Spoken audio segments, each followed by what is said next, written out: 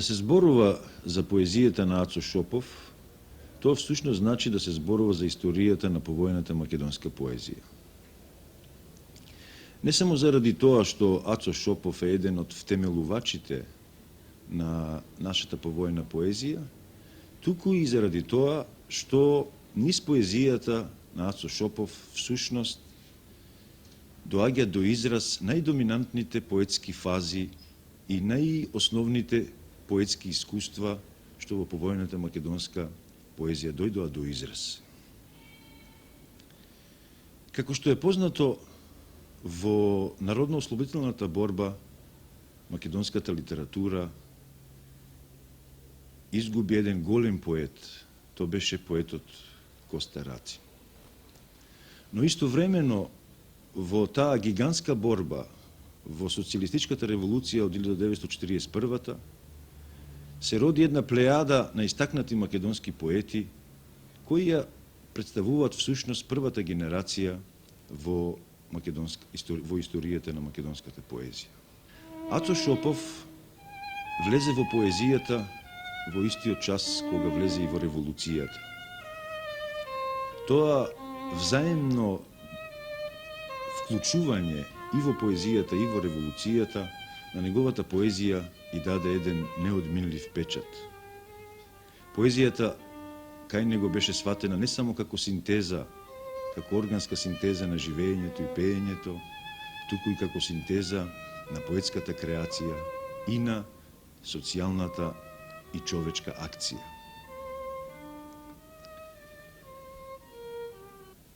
За Ацо Шопов и за неговата поезија може да се говори од становиштето веќе на една фундирана периодика во неговото поетско искуство.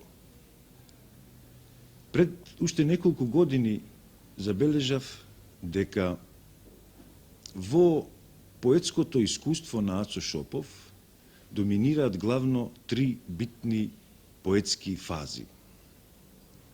Првата фаза тоа е фазата на социјалната лирика, која започнува со првата книга која воопшто е објавена на македонски јазик, првата поетска книга, Песни, која излезе веќе уште 1944 година, уште речиси без да е завршен крајот на големата и тешка и крвава борба што ја водеа нашите народи. И таа прва фаза завршува некаде 50-тите години и во неа Ацо Шопов ги објави освен Песни 1944 година и песните Пруга на младоста заедно со Славко Јаневски, која излезе 1947 година, и песните Со наши раце и На грамос 1950 година. Првата фаза всушност во поезијата на Ацо Шопов ја сочинуваат овие 4 негови книги. Можеме веднаш да забележиме дека поетската фаза, првата поетска фаза во творештвото на Ацо Шопов ја изразува темата на големата борба што се водеше во текот на револуцијата. Тоа се песни кои се главно пишувани во затишјето меѓу две борби, песни кои го изразуваат оној огромен елан, она огромна енергија која беше сосредоточена во борбата што нашиот народ во тие судбински часови од својата историја ја водеше. Тоа е поезија на колективистички инспирации.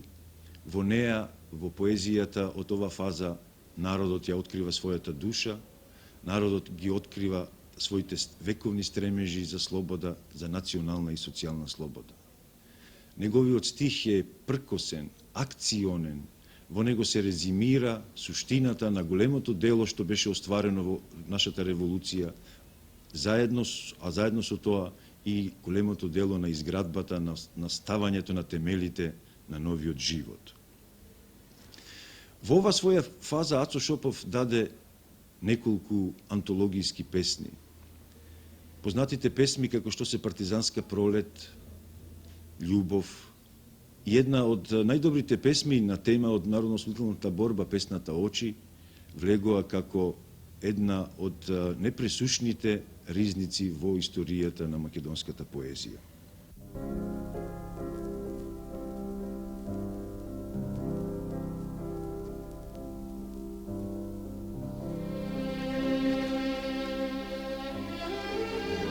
Во еден свој коментар за поезијата на Ацо Шопов, Димитар Митрев ќе забележи: просторот на интимата на македонската поезија засекогаш е неодвоив од повоеното поетско дело на Ацо Шопов. На таа поезија тој подари не песни, а збирки од песни, што со ретка континуитетност го обележија ликот на нејзиниот најчист лирски екзалтатор.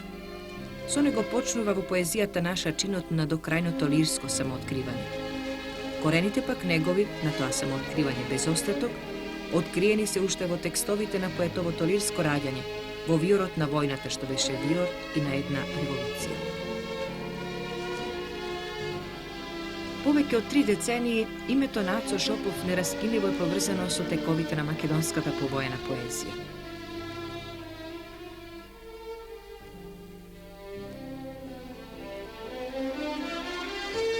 Роден е на 20 декември 1923 година во Штип.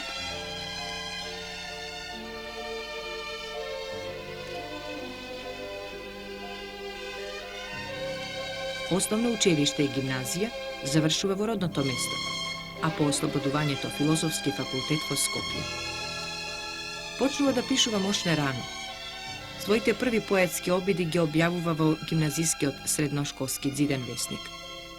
Преку литературната дружина на Штипската гимназија, заедно со повеќе напредни младинци, Ацо Шопов влегува во напредното комунистичко движење. Во деновите на народно-ослободителната борба, неговата поезија го следи одот на револуцијата. Тие денови на борба, крв и љубов ќе бидат предмет на неговата песна.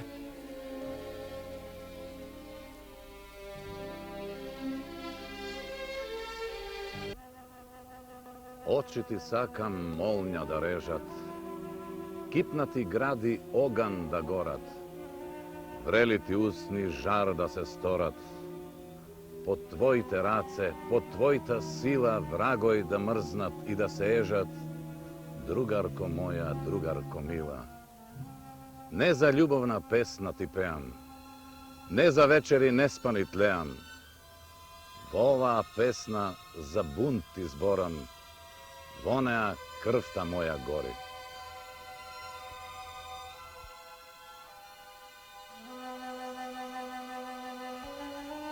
Сред тие бури, планини, сури, другарко моја, другарко мила, прва да идеш, прва да бидеш. А ако куршум младост ти зграби, немој да тажиш, немој да жалиш. Огнени очи не ќе ти свенат, илјади срца со жар ќе палиш, илјади борци в борба ќе кренат.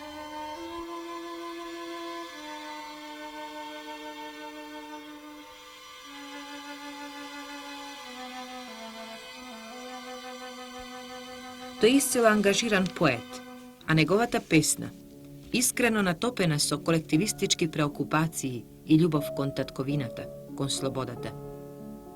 Во моменти на таква инспирација се јави поемата Очи.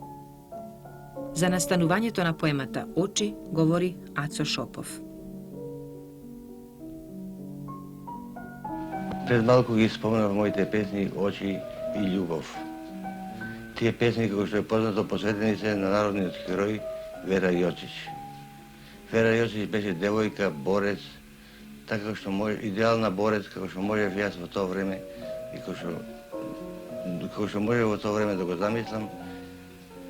Таа беше неверојатно храбра, строга, но истовремено и голем другар.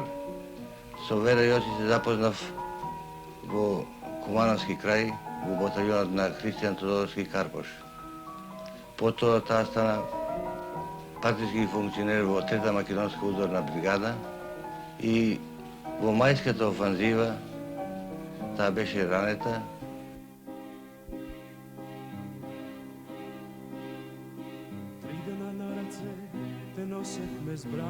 Три дена на раце те носевме збрана, со тага и болка во погледот срчен. И секоја капка од твојата рана, ко крвава жар ми капеше в срце. Другарите беа и морни и гладни, со згорени грла и свиени плеки. Со тап бол се впија во очите ладни и жалеа оти не кеплам над веќе. Но јас знаев оти пак ќе вивнат жарови. И борците под нив ќе цветат и раснат. Студените утре ќе греат ко сонце и никога нема да стинат и згаснат.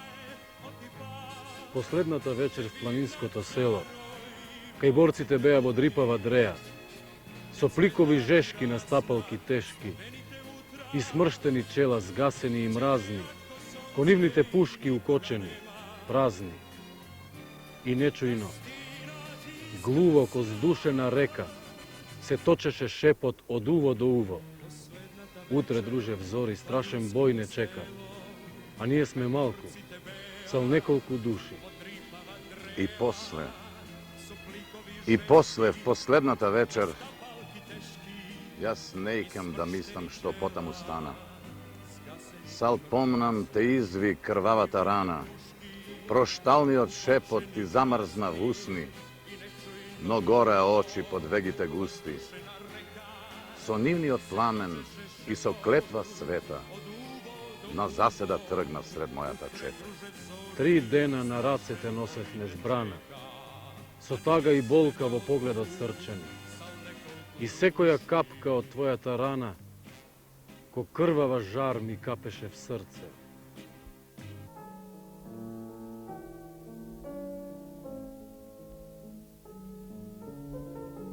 На почетокот на 50-тите години, поточно со збирките стихови за маката и радоста и слеј се со тишината, поетот најавува нова фаза во својата творечка еволуција.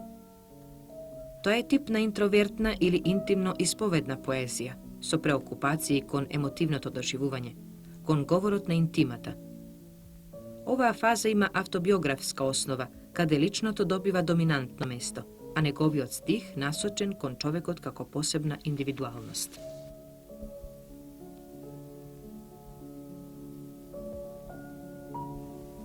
Ах, таа убавина! Ах, таа убавина, тоа диво во крвта завивање. Кине, граба, сече, носи како лавина.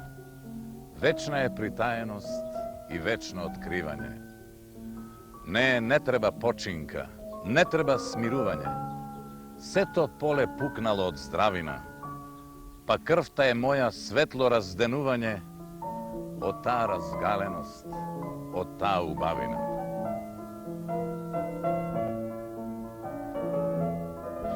Во ова своја поетска фаза, Ацо Шопов прави еден резок свиок во своите поетски теми и во својата поетска инспирација. Главно место сега во неговата поезија заземат меланхолијата, заземат темите на човечката разделба, зазема исконската тага која лебди во севкупната негова поезија. Неговиот стих повеќе не е емфатичен, ниту во социјална смисла реторичен. Неговиот стих сега ги носи длабинските емоционални доживелици како една исповедна поетска концепција за откривањето на најелементарните и на најтрајните човечки димензии, како што е проблемот на љубовта, проблемот на разделбата, проблемот на осамата. Ако носиш нешто неизречено, нешто што те притиска и пече, закопај го во длабока тишина. Тишината сама ќе го рече. Збирките "Ветрот носи убаво време", "Небиднина", "Јас универзум" и "Гледач во пепелта" ја обележуваат третата фаза во поетскиот растеж на Ацо Шопов.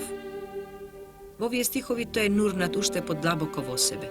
Неговата песна е покомплексна во својата внатрешна структура, донесува универзални откривања каде моментот на рефлексивното и медитативното заземаат предоминантно место.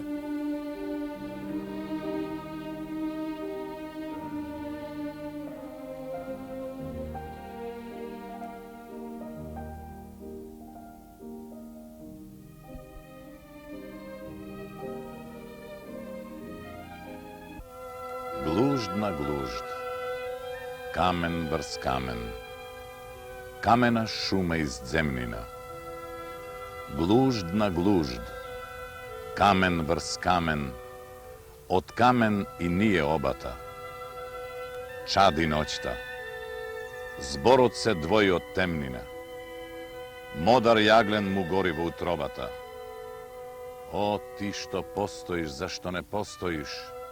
Небото го лулаш, земјата ја вртиш. О, ти што постоиш, зашто не постоиш?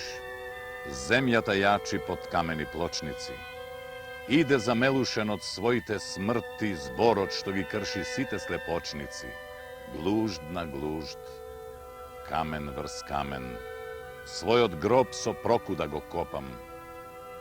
Отвори ме, проклетио, ти тврдино камена, да изгорам во јагленот на зборот, да се стопам.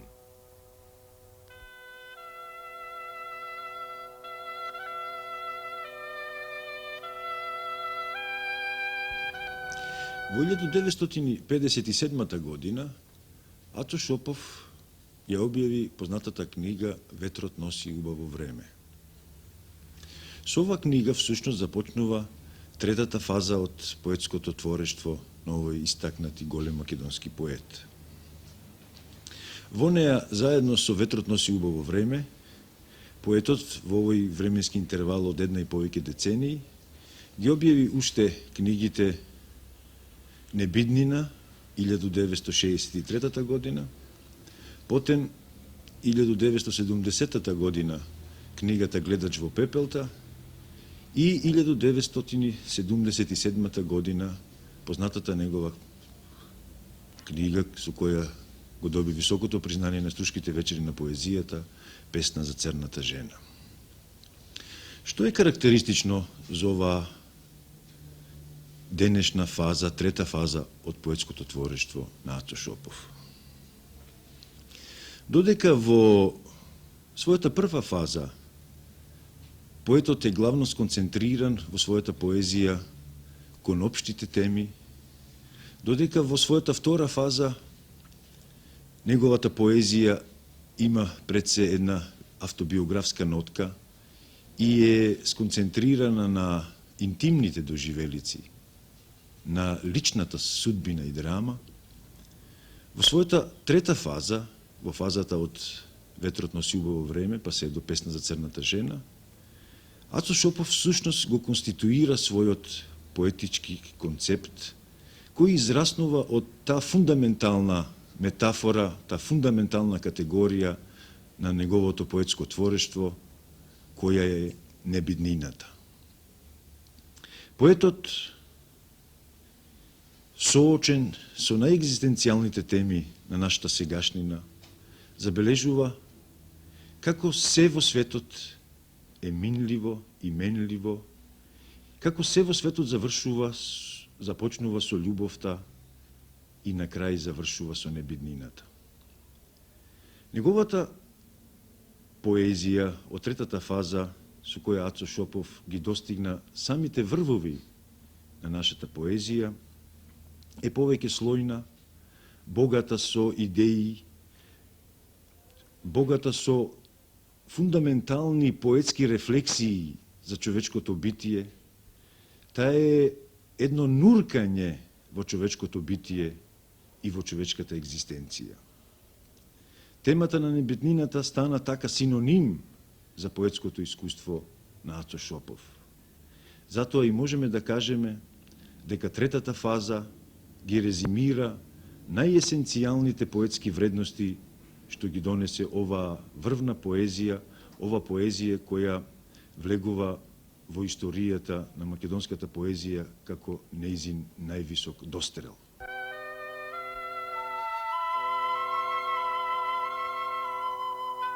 Како посебно занимлив момент во поетското дело на Шопов се африканските мотиви, неговата последна преокупација.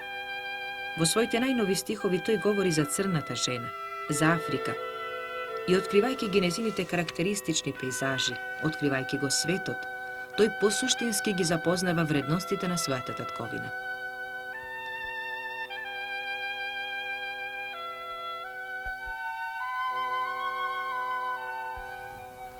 Сето село го опколува, не може да го опколи. Дрво на животот, храм на мртвите, баобаб. Сето село го опколува, не може да го опколи. Огромно стебло, куси гранки, смирена молитва за дождот. А дождовите ги нема. Само една жена во модро. Една црна жена во модро застана спроти стеблото. Ги знае сите маѓи на дождот, а никому не ги кажува. Сонцето паѓа во утробата на земјата. Земјата е сонце. Сонцето е земја. Се ќе изгори од жед. Само баобабот им пркоси на горештините, смирен во молитва за дожд. А дождовите ги нема. Чиниш сега ке се струполи. Сушата му чука во последниот дамар.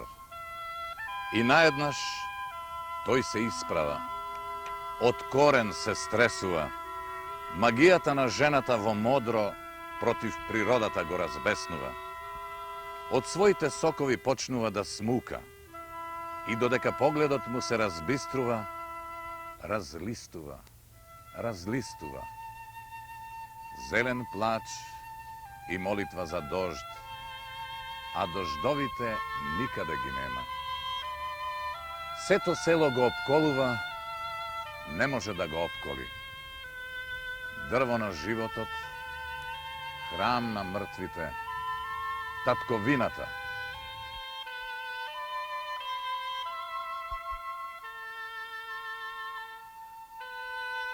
Творештвото Нацо Шопов е преведувано, критички вреднувано и наградувано.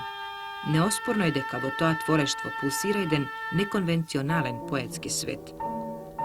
Пред нас е поезија со црта на автохтоност, со која е потврдена една колку силна, толку сугестивна творечка индивидуалност.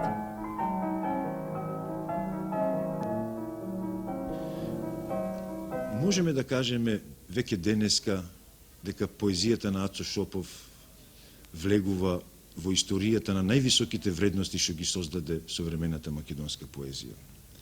Можеме денеска со сигурност да потврдиме дека она што од првата книга песни 1944 година, па се до неговите најнови песни кои деновиве се појавуваат низ нашите списанија, трае едно поетско искуство кое можеме да го маркираме како најзначајно поетско искуство во историјата на македонската поезија.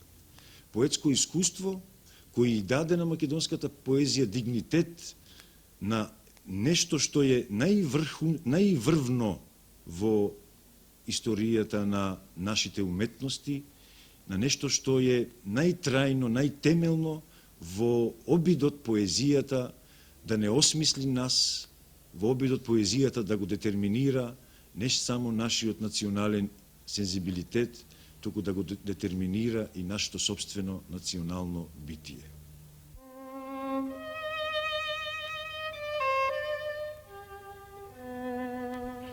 Патував долго, патував цела вечност од мене до твојата небиднина. Низ пожари патував, низ урнатини, низ пепелишта, по жега, по суша, по невиделина. Се хранев со лебот на твојата убавина, пиев од грлото на твојата песна. Не гледај ги овие црни суводолици што го параат моето лице. Ми ги подари лицето на земјата. Не гледај ги овие нерамнини врз плеќите. Ми ги донесе умората на ридието. Погледај во овие раце, два огна, две реки темно чекање. Погледај во овие дланки, две полиња, две суши глуво лелекање. Патував долго, патував цела вечност од тебе до мојата небиднина. И сега сам, пред овој рит од болка и човештина, на патишта што не ги знам, завивам раскинат од глад и пцости.